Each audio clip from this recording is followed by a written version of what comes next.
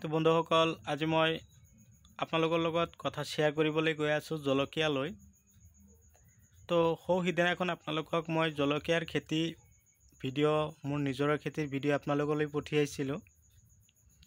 তো আজি সেই খেতিৰ পৰা যে জলকীয়াখিনি উঠাই আনিলোঁ, আপোনালোকে নিশ্চয় অৱগত এই জলকীয়া কি ধৰণৰ জলকীয়া মই খেতিত ৰুইছিলোঁ আৰু ইয়াৰ খেতিত আটাইতকৈ ফলন বৃদ্ধি হয় না ফলন কম হয়, তো সবিশেষ কথা আলোচনা কৰিবলৈ গৈ আছোঁ।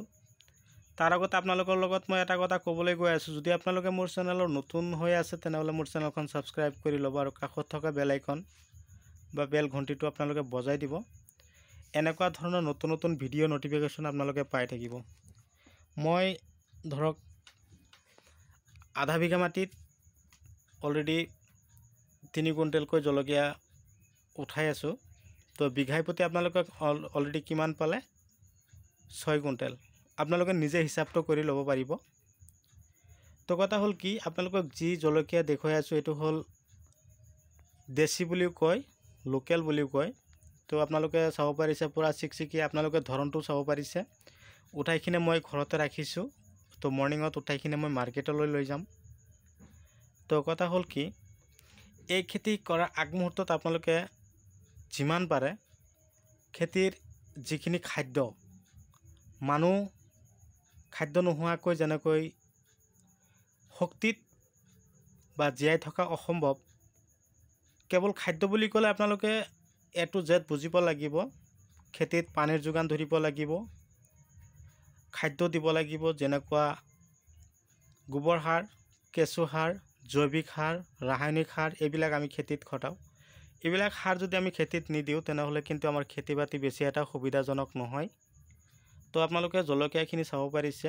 তো আগতীয়াকৈ মই কৰিছিলোঁ, মই যে জলকীয়াৰ গছ বা পুলিখিনি পেলাইছিলোঁ, তো কথা হ'ল কি, মই নৱেম্বৰ ডিচেম্বৰ মাহতে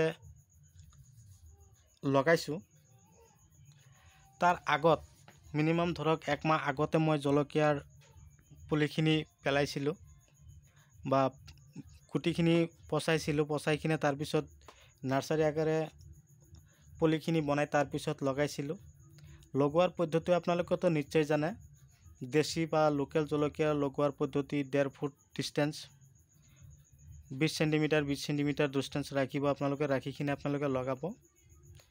আৰু তাৰ লগতে আপোনালোকে কি কৰিব, এয়া চাওক জলকীয়াৰ ধৰণটো আপোনালোকক দেখুৱাই আছোঁ। এই জলকীয়া যে একদম পূৰা চিকচিকীয়া হৈছে ৰংটো, তাৰমানে কি, মই এক ধৰণৰ দানা খেতিত সিঁচোঁ। দানাটোৰ নামো আপোনালোকক কৈ দিম।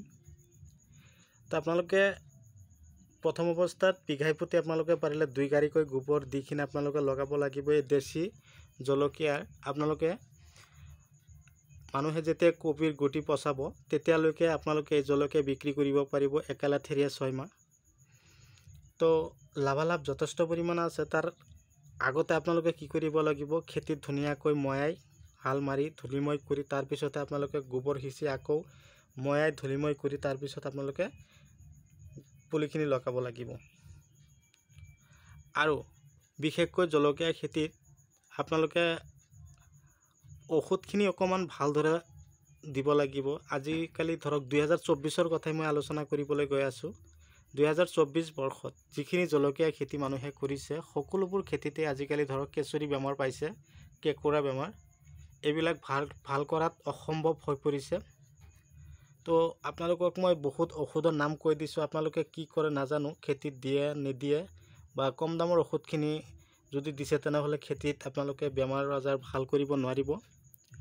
আৰু কথা হ'ল, এই খেতিত যথেষ্ট পৰিমাণে খাদ্য লাগিব। কেৱল যে আপোনালোকে গোবৰ সাৰ দিছে খেতি হ'ব সেয়াও নহয়, ৰাসায়নিক সাৰো দিব লাগিব, পচন সাৰো দিব লাগিব, কেঁচু সাৰো দিব লাগিব। তাৰমানে যিখিনি আপুনি খায় বা আমিও খাওঁ, সেইখিনি খাদ্য গছে যেনেকুৱা খাদ্য খাই ভাল পায় সেইবিলাকক যোগান ধৰিব লাগিব।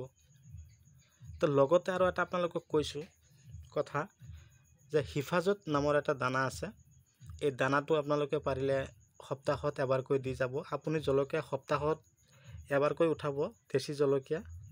আপোনালোকে উঠোৱাৰ পিছে পিছে আকৌ সেই দানাটো সিঁচিব। হিফাজত এই দানাটো কিন্তু বহুত ভাল এটা কাম কৰে, হিফাজত দানা। কথা হ'ল মই ধৰক একেলেঠেৰিয়াত 5বাৰমান জলকীয়া উঠালোঁ। উঠাই মই ধৰক 15-20 হাজাৰ টকা এটা ভাল বিক্ৰী কৰিলোঁ। তো আপোনালোকৰ আশীৰ্বাদত মই যথেষ্টখিনি আগবাঢ়িব পাৰিছোঁ, তাকে কামনা কৰিলোঁ। আপোনালোকৰ সহায় সহযোগিতা মই বিচাৰিছোঁ, যাতে মই আগবাঢ়ি যোৱাত সহায় সহযোগিতা হয়। আপোনালোকে বহুতখিনি মোক সহায় কৰিছে আৰু বিচাৰিছোঁ। মই বন্ধুসকল আৰু বিশেষ দেৰি নকৰোঁ, আপোনালোকে যিমান পাৰে আপোনালোকৰ খেতিত কেশৰী বেমাৰৰ কাৰণে চিনেমা ঔষধটো বেছি খটাব বা স্প্ৰে কৰিব। এই চিনেমা ঔষধটো কি কৰে, গছৰ কেশৰী বেমাৰটো ভাল কৰে।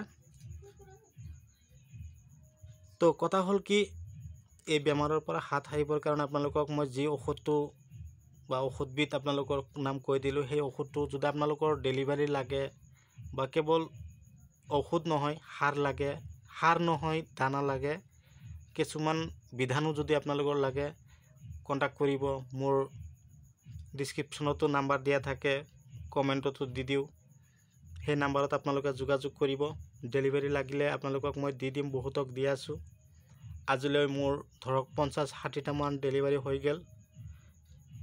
তো সহায় সহযোগ মই যে বিচাৰোঁ, চাওক ডেলিভাৰী লৈ আছে, পটলৰ শিপা দি আছোঁ, কুন্দুলিৰ শিপা দি আছোঁ, জলকীয়াৰ গুটি দি আছোঁ, কবিৰ গুটি দি আছোঁ, পুলি দি আছোঁ, তাৰমানে ইত্যাদি A to Z আপোনালোকে পাই থাকিব। তো বন্ধুসকল, মই আৰু দেৰি নকৰি আপোনালোকৰ মাজৰ পৰা বিদায় লৈছোঁ। পৰৱৰ্তী ভিডিঅ'ত মই আপোনালোকক পুনৰাই লগ পাম, সেই আশাৰে ধন্যবাদ।